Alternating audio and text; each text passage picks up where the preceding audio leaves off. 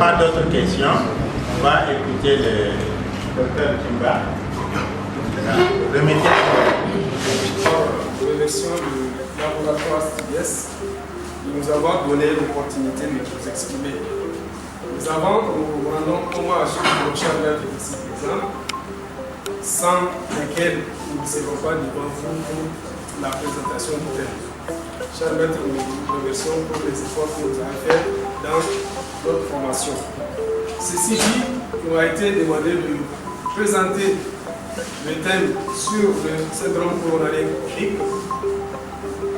Nous sommes fixés comme objectif de comprendre l'importance de l'angor comme manifestation de la maladie coronaire, de comprendre la physiopathologie de l'angor stable, évoquer le diagnostic sous l'interrogatoire, connaître les différents examens paracliniques, identifier les facteurs de mauvais pronostic, connaître les principes du traitement. Pour aboutir à ces objectifs, nous allons suivre le plan suivant.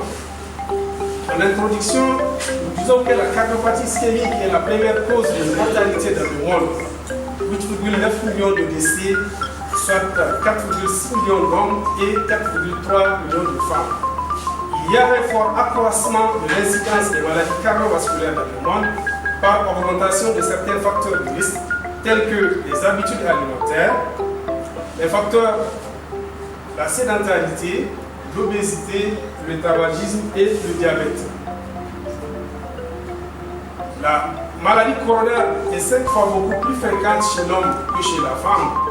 Cette différence d'incidence entre les deux sexes diminue avec l'âge. Au Niger, la prévalence de la maladie coronaire était de 2,85% en 2020 à l'hôpital national amino-cardiologue de Niamey. Cette prévalence est passée à 5,6% entre 2005 et 2012, puis elle est de 10,6% à partir de 2019. Le syndrome coronarien chronique englobe tous les stades de la maladie coronaire en dehors du syndrome coronarien aigu. On distingue 7 situations cliniques très différentes. Depuis l'angor stable qui serait l'objet de notre présentation à l'insuffisance cardiaque due à une maladie coronaire. Ça c'est l'ESC 2019. La cardiopathie ischémique présente plusieurs manifestations de gravité croissante.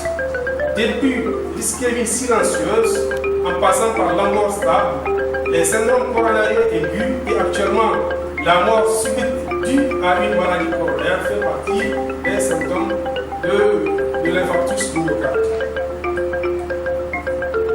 En ce qui concerne la physiopathologie, ça a été rappelé tout à l'heure par votre cher maître, l'athérome ou athérosclérose est la principale étiologie des affections cardiovasculaires.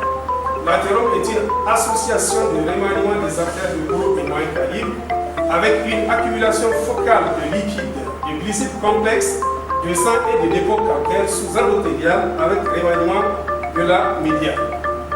Donc les zones de prédilection de l'athérosclérose sont au niveau des carotides avec comme symptomatologie, souvent c'est des patients qui se plaignent de céphalées et de vertiges.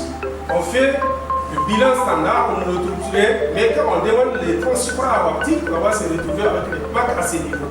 Et la complication majeure, c'est l'accident vasculaire cérébral. L'athérosclérose se localise également au niveau des artères coronaires et la symptomatologie va être un essoufflement des céphalées et des vertiges avec comme complication l'infarctus du myocarde. Au niveau des membres inférieurs, c'est souvent la fameuse communication intermittente des membres inférieurs ou une instabilité de la marche. Et la complication, c'est l'artériopathie des membres inférieurs. Il y a d'autres localisations, notamment au niveau abdominal et au niveau rénal, où on peut avoir aussi des complications. Les conséquences de l'évolution de la plaque, tout d'abord, il y aura ce qu'on appelle l'altération métabolique, puis les perturbations hémodynamiques, et après les perturbations hémodynamiques, ce sont les modifications électriques et la survenue de la crise angioneuse. Donc, c'est ça, l'évolution de la plaque. Donc là, c'est sur le sujet normal qui n'a pas encore l'athérosclérose. Et là, nous avons l'altération métabolique, les modifications hémodynamiques et l'émulation électrique et la survenue de la crise angineuse. La consommation d'oxygène du myocarde obéit à un équilibre. Donc cette consommation va dépendre des besoins en oxygène du myocarde, mais également de l'apport en oxygène. Les besoins sont essentiellement déterminés par la fréquence cardiaque, l'inotropisme, la tension pariétale, c'est-à-dire la plaie et la bronchiale, et les apports dépendent de la perfusion coronaire, de la saturation du sang en oxygène, mais également de l'extraction de l'oxygène par le myocarde. Chez le sujet sain au repos, il y a un équilibre. Donc, la perfusion coronaire obéit, la perfusion coronaire est suffisante pour pouvoir assurer les besoins du myocarde en oxygène. À l'effort, il y a une augmentation des besoins en oxygène. Pour pouvoir pallier à cette augmentation des besoins, il y aura une vasodilatation coronaire en vue d'assurer le maximum de perfusion pour que l'effort puisse se passer sans souci.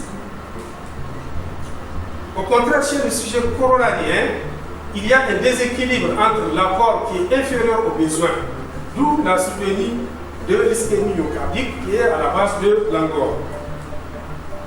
Donc, pour des efforts modérés, il y a une augmentation modérée des besoins en oxygène. Malgré la présence de la sténose, il y a quand même une perfusion plus ou moins suffisante pour pouvoir assurer l'effort modéré. Mais quand l'effort devient beaucoup plus intense chez un sujet qui a une sténose coronaire, donc on va voir qu'il y aura un déséquilibre. Et ce déséquilibre va se traduire par vraiment l'apport qui devient, la demande qui devient supérieure aux apports et la survenue de la douleur angineuse. L'angor, qu'est-ce que c'est? L'angor stable, c'est un angor, c'est une gêne thoracique causée par une ischémie myocardique. Elle est dite stable quand elle survient à l'effort et disparaît au repos. L'angor traduit un déséquilibre entre les apports et les besoins du myocarde en oxygène qu'on vient de voir tout à l'heure. La principale cause d'angor est l'athérosclérose coronaire. Mais il y a également d'autres étiologies telles que les valvulopathies aortiques, les rétrécissements aortiques serrés. À l'effort, le myocarde manque d'oxygène. Les cardiomyopathies hypertrophiques, l'anémie sévère. En ce qui concerne le diagnostic, le principal signe de l'angor, c'est la douleur thoracique avec les caractéristiques que nous verrons dans les diapos qui viennent. Donc, les caractères de la douleur angineuse, c'est important à comprendre ça, surtout pour nos jeunes collègues. Il va falloir comprendre les caractères de la douleur angineuse pour ne pas prendre toute douleur comme étant une douleur coronarienne. Il faut savoir que c'est une douleur qui est de siège rétrosternal médian et qui a des irradiations classiques qu'on avait vues depuis le 4e année de médecine.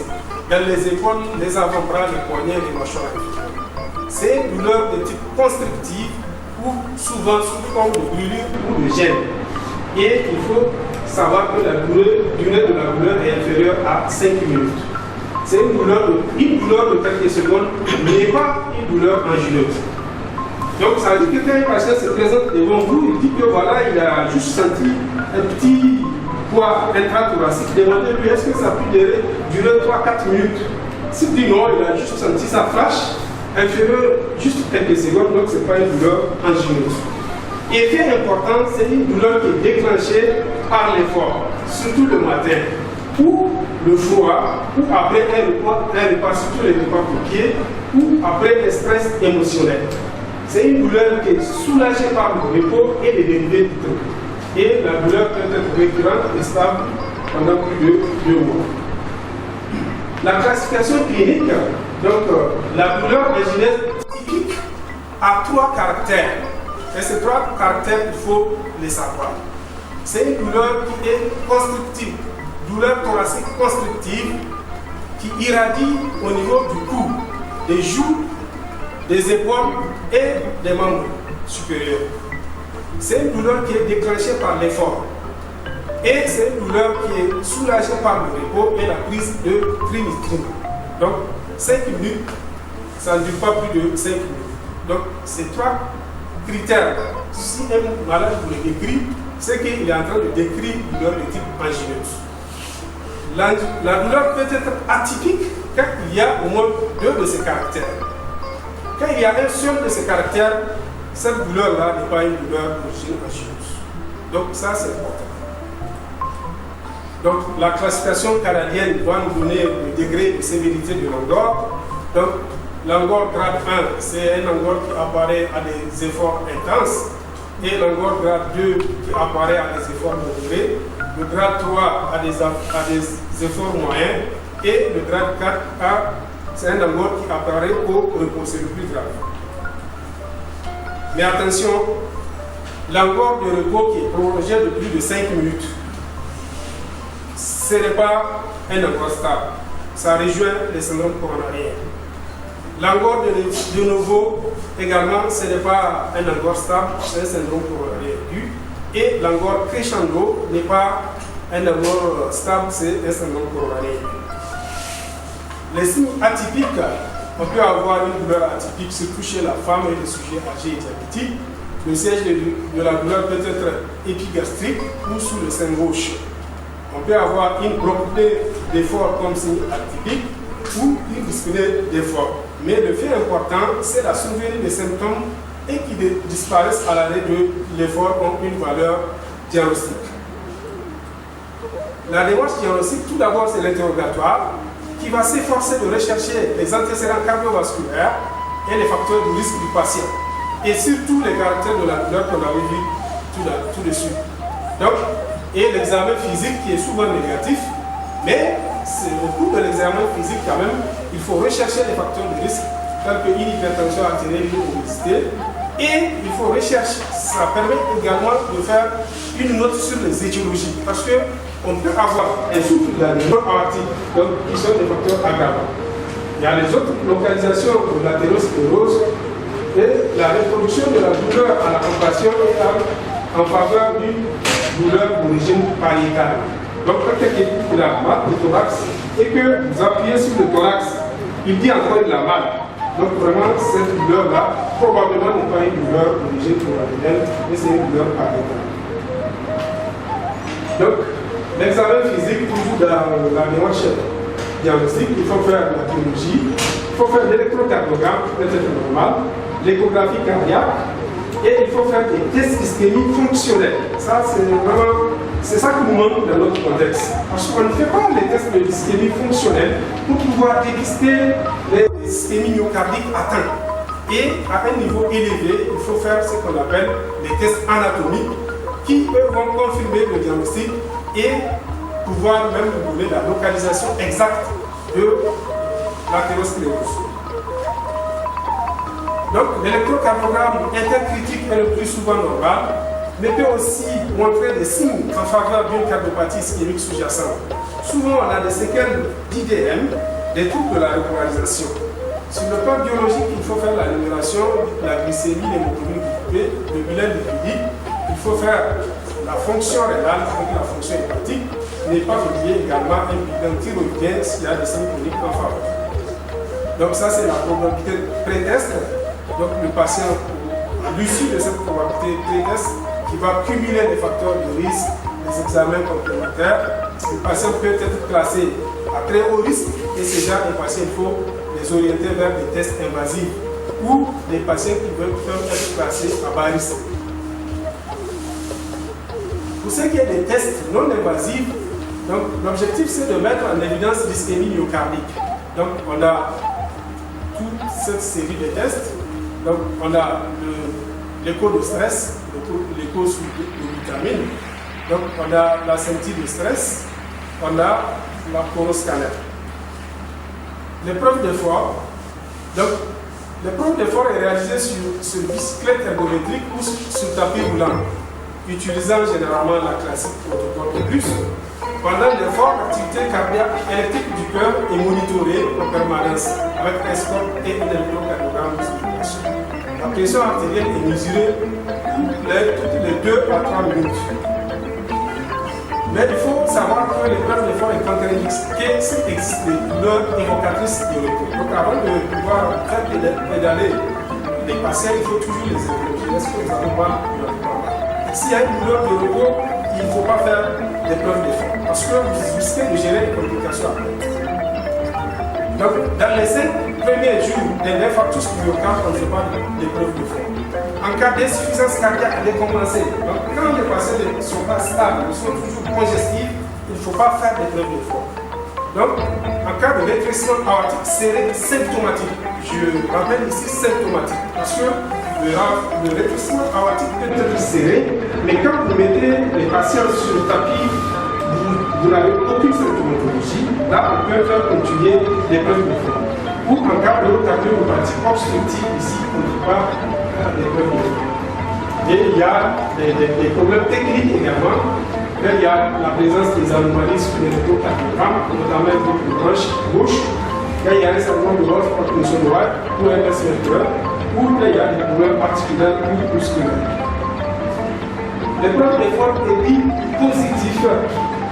Quand il y a un accord au cours de la réalisation, tu mets ton patient sur le tapis blanc, tu es en train de faire le protocole de bus. Et automatiquement, le patient te dit qu'il a mal. Donc ça, c'est un critère de positivité de l'épreuve d'effort. Pour qu'il apparaît un sous-décalage de ST de plus de 1 mm sur au moins 2 dérivations continues. Généralement, on cherche les dérivations là en V5 et 6. Et là, c'est un exemple. Ça, c'est un sous-décalage de 3 mm entre V5 et 6. Ça, quand ça apparaît au cours du test, ça veut dire que votre patient est coronarien. Et il doit être orienté vers des examens invasifs, notamment la colonographie, pour pouvoir confirmer. Et l'épreuve d'effort est dit négatif s'il n'y a aucun signe clinique, ni aucune modification électrique, et le sujet a atteint au moins 85% de la fréquence maximale théorique, c'est-à-dire cette fréquence, on la calcule en faisant 220 moins son âge. Si le patient atteint ça, et qu'il n'y a pas de modification électrique ni de douleur, donc on peut conclure que l'épreuve d'effort est négative. Voilà une épreuve d'effort qui met un sous-décalage en V5 et 6. Et là, avant l'effort, le patient est comme ça. Et au cours du test, voilà, qu'il y a un sous-décalage qui apparaît ici en V5 et 6. Donc cette épreuve d'effort est positive. Donc, outre la valeur diagnostique péjorative de l'épreuve d'effort a une valeur aussi prononcée péjorative lorsqu'on constate une positivité précoce à un faible niveau d'exercice. C'est-à-dire que la personne, à peine vous le mettez à 10 watts, 5 watts, donc il commence à être fatigué. L'épreuve d'effort est positive jusqu'au début du test. Ça, c'est une valeur prédictive péjorative. Ou qu'il y a un important sous-décalage qui dépasse 3 mm, ou si le sous-décalage est diffus. S'il y a une abolition ou une élévation physiologique de la pression artérielle, une abolition des élévations physiologiques de la pression artérielle lors de l'épreuve d'effort, là c'est un signe péjoratif également. Ou bien s'il y a déclenchement de troubles du rythme ventriculaire. Il y a des patients qui vont faire des TV sous tapis. Donc c'est pour cela qu'il faut avoir le dispositif de réanimation à côté. Ailleurs, on vous dit qu'il faut que le réanimateur soit même à côté pour pouvoir réaliser un test d'épreuve d'effort. Et il y a aussi, chez certains coronariens, c'est carrément un courant de lésion qui va apparaître au cours du test. Et tout ça là nécessite une prise en charge beaucoup plus spécifique. Et les signes cliniques et électriques peuvent être prolongés de plus de 6 minutes après l'arrêt de l'effort. Quand vous constatez ça, c'est un signe péjoratif. Donc, voilà ce qui dit les recommandations en ce qui concerne l'utilisation de l'épreuve d'effort. Normalement, ça c'est, on doit être capable de le faire dans notre contexte. Ça n'est pas gros moyen, c'est juste une bicyclette ou un tapis. Et il faut avoir un ECG plus d'élévation, on pouvait le faire. Et c'est une recommandation de grade 1. L'imagerie de stress, ça on ne peut pas le faire. Donc plus sensible que l'épreuve d'effort, on peut localiser les territoires, c'est ce que je viens de dire tout à l'heure. Et contrairement à l'épreuve d'effort qui n'a pas de valeur localisatrice. Ça c'est l'avantage de l'imagerie de stress.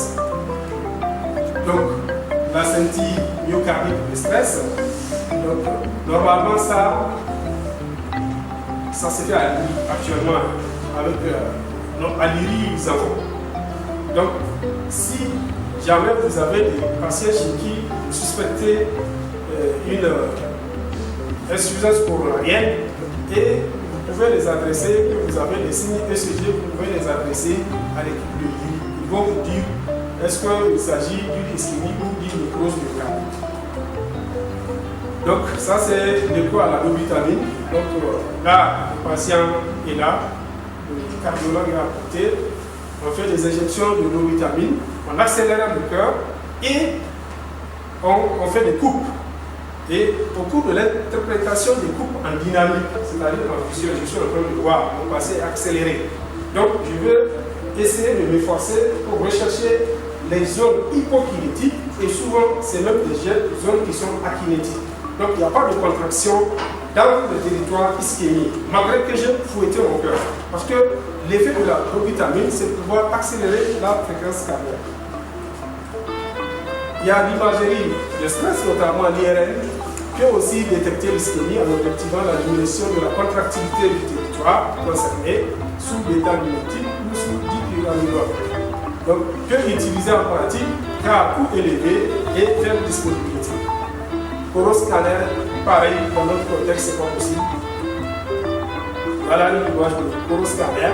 Le coroscanner, nous avons une piste anatomique. Ça, c'est quelle artère ici? Le résident en première année. Ça, la coroscanner, cette artère. Donc, il va dire que c'est la coronaire droite. Effectivement, c'est l'artère coronaire droite qu'on a pu distinguer au coroscanner. Et ici, donc, si c'est pas Jacques, c'est clair, la coronaire gauche, avec sédification. Donc, la coronarographie, on vient, parce que là, vous voyez, on fait tout ce qui est possible avant d'aboutir à la coronarographie. Pourquoi? Parce que la coronarographie, non seulement à deux rangs, ça nous permet de faire le diagnostic de l'ischémie, de la sténose, mais également ça nous permet de mettre des ressorts, des stents pour pouvoir essayer de récalibrer l'artère en vue d'assurer une meilleure perfusion. Donc, cet examen invasif est indiqué s'il y a un angor sévère malgré le traitement. Votre patient, vous l'avez mis sous le traitement de notre programme à la fin de la présentation. Mais malgré ça, il continue toujours à vous signaler de la douleur.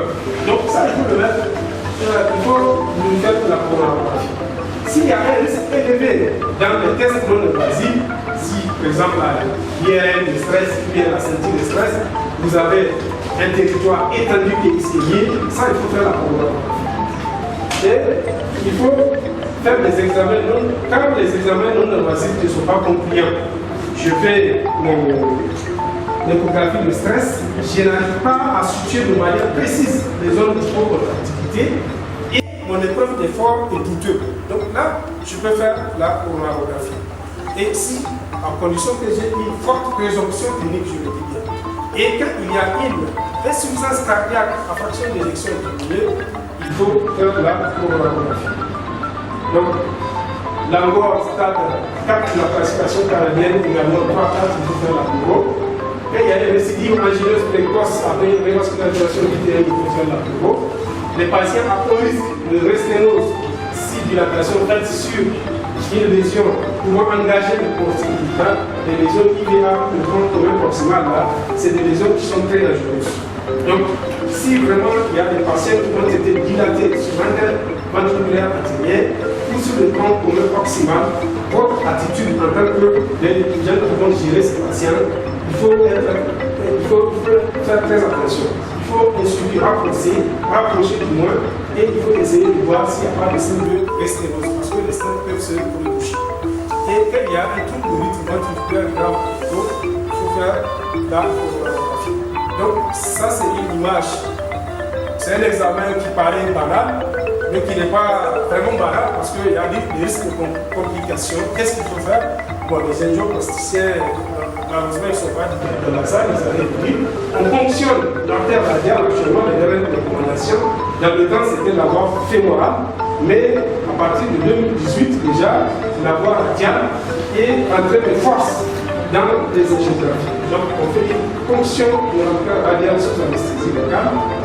Après la ponction de l'artère radiale, il faut faire la mise en place d'un guide fait dans l'artère radiale à travers un début de ponction. Donc, le guide, c'est un petit ressort qu'il faut à l'intérieur. Et après, il faut prendre le désilé. Le désilé, c'est ce dilatateur-là. Il faut introduire à partir du guide. Le guide va sortir normalement ici. Le petit ressort que j'ai mis pour me guider là. Quand je fais ça, ça sort ici. C'est en fait le même principe que le pacemaker. On utilise le même matériel pour faire aussi des implantations, sauf que ici, on peut aller au niveau coronaire, alors que le pacemaker, il faut entrer carrément dans le cas. Alors, le désilé en place va permettre d'introduire les sondes et d'intuber et opacifier les artères coronaires. Et nous aurons comme ça, une fois l'intubation faite, donc vous voyez, là,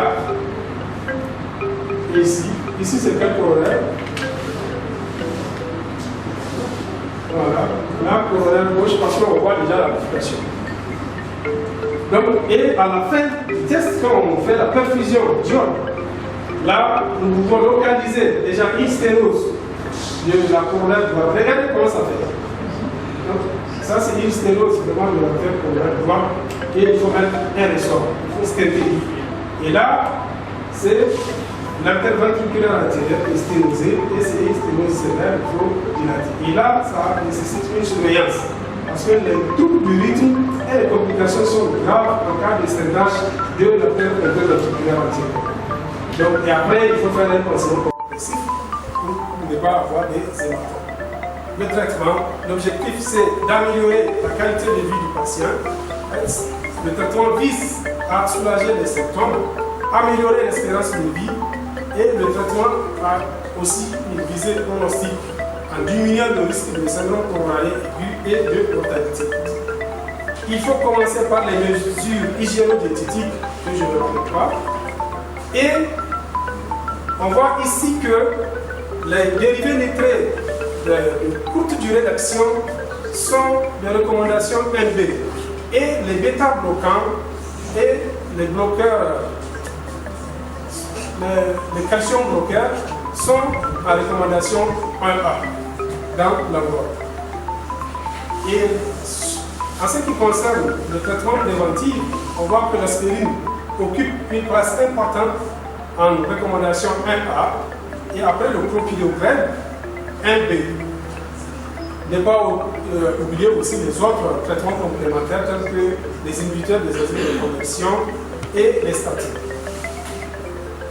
Le traitement antithrombotique chez les patients avec syndrome coronarien chronique et fibrillation atriale, lorsque l'anticoagulation orale est initiée chez un patient atteint de FA et qui est éligible à un anticoagulant oral direct, celui-ci est préférable à l'AVK.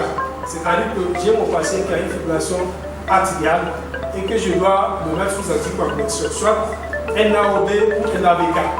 S'il est éligible à l'AOD, il faut préférer l'AOD que l'AVK.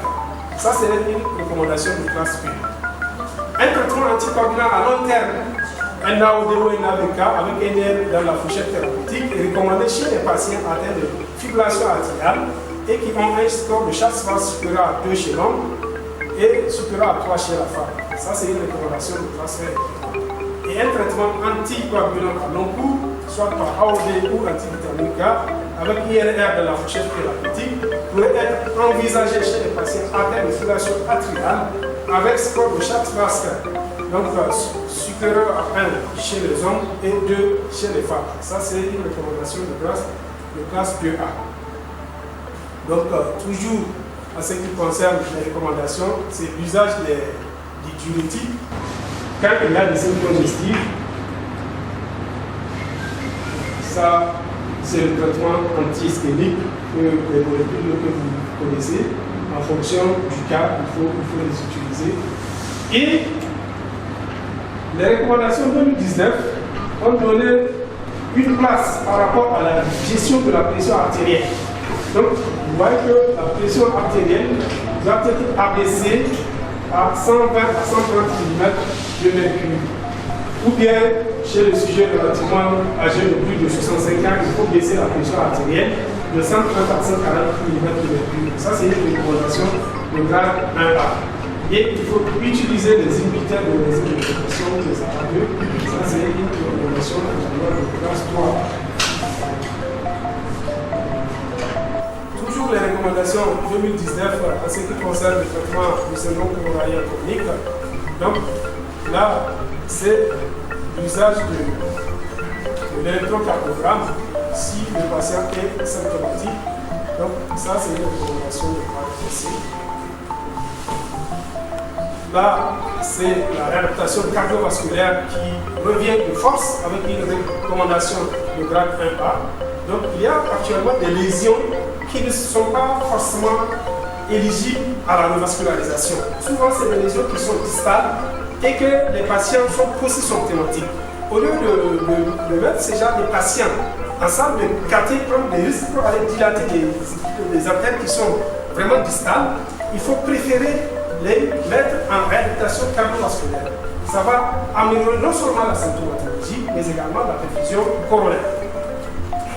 Donc, en ce qui concerne la revascularisation myocardique, donc si l'angor est résistant, malgré le traitement médical, ça on l'a vu, ou si au risque d'événements cardiovasculaires, et ça permet d'améliorer le pronostic. Donc, ça, il faut, les recommandations sont là, ces patients doivent être éligibles à l'angioplastie. Donc voilà un exemple d'angioplastie.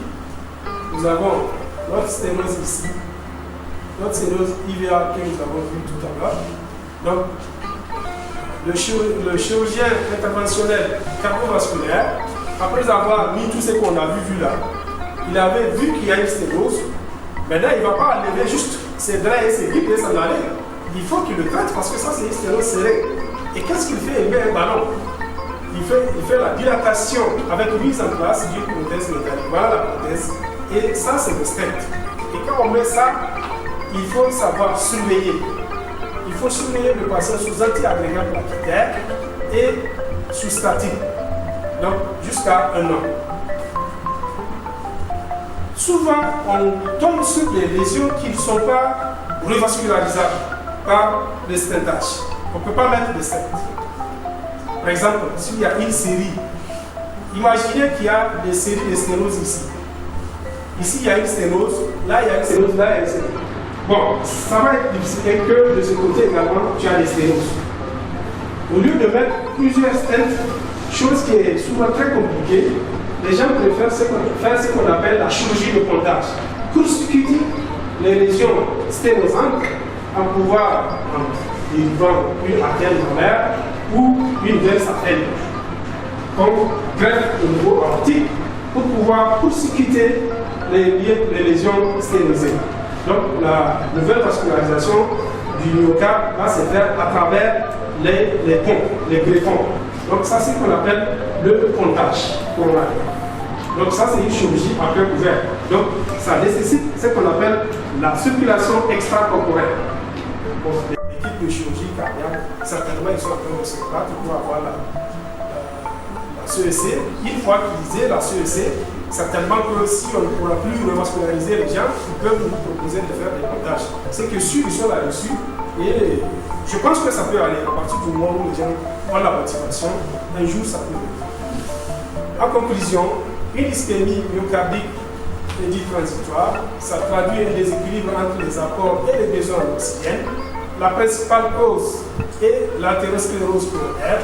Le diagnostic est basé sur l'interrogatoire et les tests d'ischémie. Il faut contrôler les facteurs de risque, le traitement pharmacologique, surtout l'aspirine et les antiischémiques, et les statines aussi à ne pas oublier.